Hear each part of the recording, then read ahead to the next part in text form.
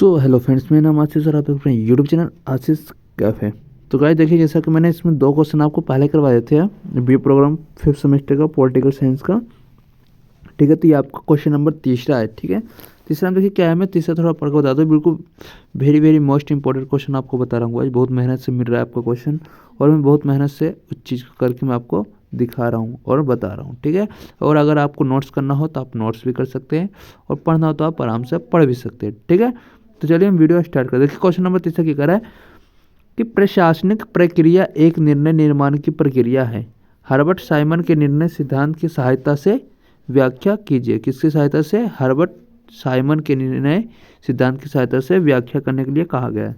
इसमें कह रहा है 1930 और 1940 के दशकों के दौरान हुए प्रशासकीय अध्ययनों में बड़े पैमाने पर अनुवाद प्रतिबंधित होता है, जिसके फलस्वरूप संगठन में मनुष्य के बारे में रखी जाने वाली पूर्व धारणाओं में काफ़ी क्या हुआ है, संशोधन हुआ है।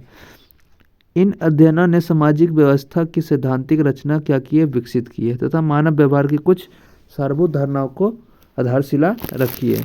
ठीक है, यहाँ से आपको पहला पॉइंट हो जाएगा। उसके बाद आपको पैराग्राफ चेंज करना है, या दूसरा पॉइंट नंबर दूसरा कर लेना है। तो यहाँ से लिखना है आपको, इसी दौरान कामकाजी लोगों के बारे में खोजी गई तमाम बातों को सिद्धांत और अवधारणाओं में बदलने के अनेक प्रयास हुए। इन्हें संगठनात्मक सिद्धांत के परिवर्ती के विकास के पूर्व पट्टिका माना जाता है। ठीक है, इन अध्ययनों को व्यवहारवादी अध्ययन कहते हैं। क्या कहते हैं? व्यवहारवादी अध्ययन भी कहते हैं इन्हें। तो मानव व्यवहार के संबंध में किए गए अध्ययन वास्तव में मानव शास्त्र, समाज और मनोविज्ञान में अद्भुत ज्ञान के अंतर विषय के अध्ययन होते हैं, जिनके निष्कर्षों में बाद में एक श्वेत विश्व का रूप ले लिया था। ठीक है, तो ये आपके हो गए। और देखिए मैं थोड़ा सा एक माफ़ी चाहता हूँ गाइस कि इसमें क्या हुआ है, थोड़ा उल्टा हो गया है। ये हमें नीचे लेके जाना तो ये ऊपर होगा। ठीक है, तब देखिए यहाँ फिर उसके बाद और भी इसके आंसर है। यहाँ से फिर आपके आमतौर पर इसे व्यवहारवादी विज्ञान का नाम दिया जाता है। प्रशासकीय व्यवहार के क्षेत्र में हुए प्रमुख अध्ययन है जो नौकरशाही, मानव संबंध, अभिप्रेरणा और निर्णयकरण संबंधी अध्ययन। हर्बर्ट ए साइमन का क्या है, महत्वपूर्ण योगदान है, विशेष रूप से निर्णयकारी के क्षेत्र में होता है। ठीक है, तो ये भी आपका आंसर है। फिर आपको दूसरा पॉइंट यहाँ से लिख लेना है कि साइमन अमेरिका के एक विख्यात राजनीतिक और सामाजिक वैज्ञानिक है। उनका जन्म सन 1916 में विस्कोसिन में हुआ था। उन्होंने शिकागो विश्वविद्यालय से राजनीतिक विज्ञान विषय में डॉक्टर की उपाधि हासिल की। जो अपने कैरियर की शुरुआत नगरपालिका प्रशासन में करते हुए उन्होंने कई किताबों लिखी। उन्होंने एक अकादमिक और एक परामर्शदाता के रूप में भी तमाम संस्थानों के विभिन्न पदों पर काम किया। जो प्रशासनिक चिंतन में उनका क्या था, योगदान और उनकी प्रसिद्धि थी। ये भी कुछ आंसर इसका है, आपको लिख लेना यहाँ तक। ठीक है, उसके बाद फिर मैं आपको और भी इसके आंसर है मैं आपको दिखाता हूँ ये। ठीक है, ये देखिए, ये फिर आपके आंसर यहाँ से मिलते हैं। The new science of management, दूसरा पॉइंट आपको यहाँ से लिख लेना है कि the new science of management decision shape of automation, जो 1972 अतिथि प्रोफेसर में साइमन ने दुनिया के अनेक विश्वविद्यालयों में क्या है, विख्यान दिया है।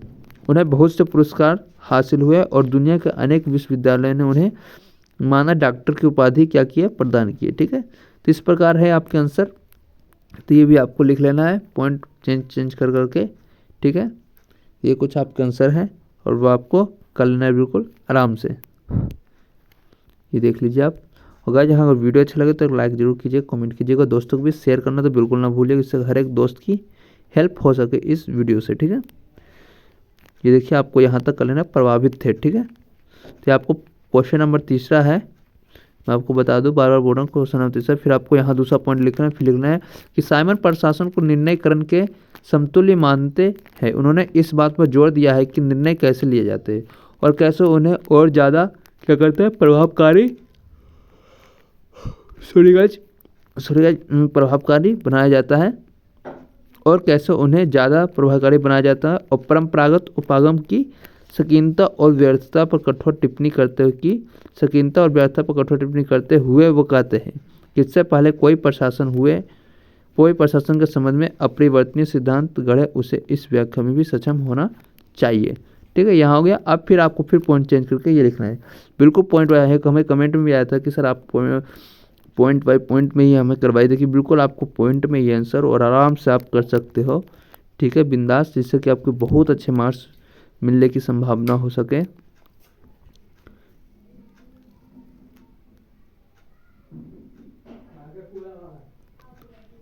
देख सकते हो, देखिए तो यहाँ तक इसका केंद्रित है। तो अगर आप नोट्स भी करना चाहते हो गाइज तो आप नोट्स भी कर सकते हो, पढ़ना चाहते हो तो आराम से आप पढ़ भी सकते हो। ठीक है, तो ये हो गए आपके। अब देखिए अब कौन सा आ रहा है, ये तो यहाँ भी है आपको वो साबित, यहाँ भी और है। देखिए टोटल इसमें आपको कम से कम 4 क्वेश्चन में आपको 20 पेज तो भरने ही होते हैं, पर पेज 5 पेज 4 या 5 पेज तो पर क्वेश्चन का भरना ही होता है गाइस। ठीक है, जब तक आप नहीं करोगे जब तक आपको मार्क्स नहीं सही मिलेंगे। और राइटिंग भी थोड़ी आपकी अच्छी होनी चाहिए, और आपके फिर जो आंसर होंगे बिल्कुल सेटिंग पॉइंट में, हेडिंग में जितना डालोगे उतना अच्छा लगेगा और उनको उतना ही अच्छा लगेगा, तभी वो अच्छे नंबर देंगे। तो ये भी आपका है, ये भी आप कर सकते हो। देखिए मैं इसमें कम से कम 4 से 5 पॉइंट बना के लिखा हूँ और आपको दिया हूँ कि ये पॉइंट आपको करना है, और आराम से देख देख के अगर आप नोट्स करना चाहते हो नोट्स भी कर सकते हो। तो पॉलिटिकल साइंस के टोटल 4 क्वेश्चन मैंने करवा दिया आपको है। ठीक है, वो आपको जैसा लगा अपना कर लीजिएगा। तो अभी तीसरा ही है, चौथा मैं आपको जल्दी लेके आता हूँ। तो ये देखिए आपका ये आ रहा है क्वेश्चन नंबर चौथा। चौथा क्या कर रहा है, मानवीय संबंध उपागम ने प्रशासनिक सिद्धांत पर महत्वपूर्ण डाले और विवेचना कीजिए कि मानव समाज सिद्धांत प्रमुख रचनाएं क्या है। सारे पिछले साल के 5th सेमेस्टर का क्वेश्चन है जो मैं आपको बता रहा हूँ। ठीक है, अब देखिए यहाँ से आंसर लिखना है कि मानव संबंध को नवशास्त्रीय दृष्टिकोण भी कहते हैं, जो वस्तुतः ये लोक प्रशासन के द्वितीय चरण में यांत्रिक विचारधारा की प्रतिक्रिया के स्वरूप अस्तित्व में आया था। जो मानव संबंध का अर्थ है कि संगठन में कार्यरत मनुष्य और उनके परस्पर संबंधों को क्या करता है, महत्व देना। मानव संबंध दृष्टिकोण ने औपचारिक संगठन के क्या किया है, भीतर अनौपचारिक संगठन की खोज एवं स्थापना की। इसका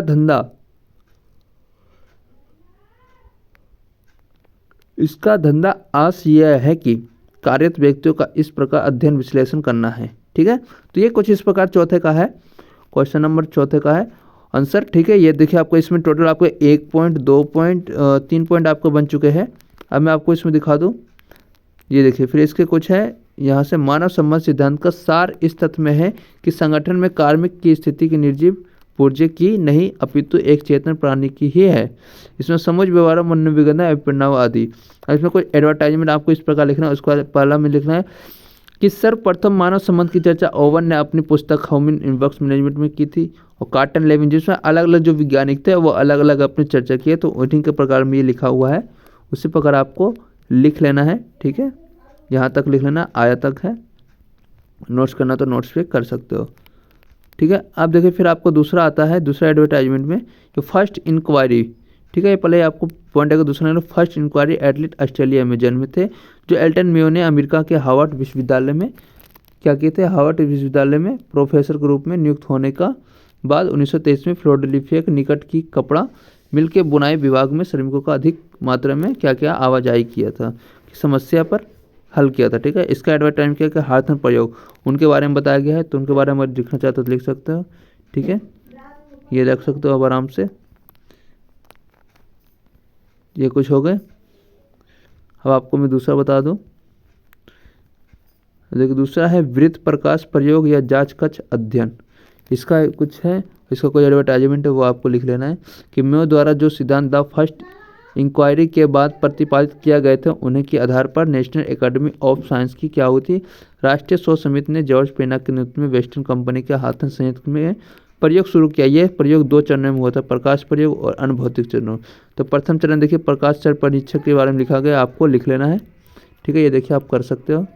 मैंने सोचा गाइस कि वीडियो थोड़ी सी बड़ी हो जिससे कि आपको पढ़ने में दिक्कत हो। ठीक है, इसलिए आप आराम से स्टॉप कर करके पढ़िएगा, बिल्कुल मज़े में, बहुत अच्छा लगेगा। बहुत मेहनत से आपके लिए वीडियो लाया हूँ। ये देखिए अब आपका लास्ट पेज का लास्ट आंसर है, इसके बाद आपका ख़त्म हो रहा है। ये देखिए फिर आपको मेयो ने निष्कर्ष दिया था, लास्ट में मेयो ने क्या निष्कर्ष दिया था उसके बारे में देखिए आपको पॉइंट में लिखा हुआ, आराम से लिख सकते हो। First point, second point, third point, fourth point, fifth point, 6 point तक आपको देखिए लिख लेना आपको। ठीक है, कि जिन महिला श्रमिक पर प्रयोग किए जा रहे थे उनके मध्य एक समाज विकसित हो चुका था। यह समाज ही उत्पादन को क्या करता है, प्रभावित करता है।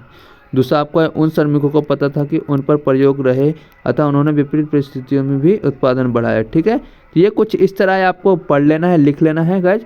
तो इस वीडियो का आंसर हम यहीं समाप्त करते हैं, और आपको हमें कमेंट बॉक्स में जल्दी बताना है कि आपको किस तरह का वीडियो चाहिए, कौन से सब्जेक्ट का चाहिए, जल्दी कमेंट से कमेंट्स कीजिएगा। और गाइस अगर वीडियो अच्छा लगे तो लाइक कमेंट शेयर जरूर कीजिएगा। जो भाई बहन अगर चैनल पर नए हैं तो जल्दी से जल्दी पहले चैनल को सब्सक्राइब कर दीजिए, जिससे कि हर एक वीडियो का नोटिफिकेशन आपको मिलता रहे। Thank you so much. जय हिंद, जय भारत।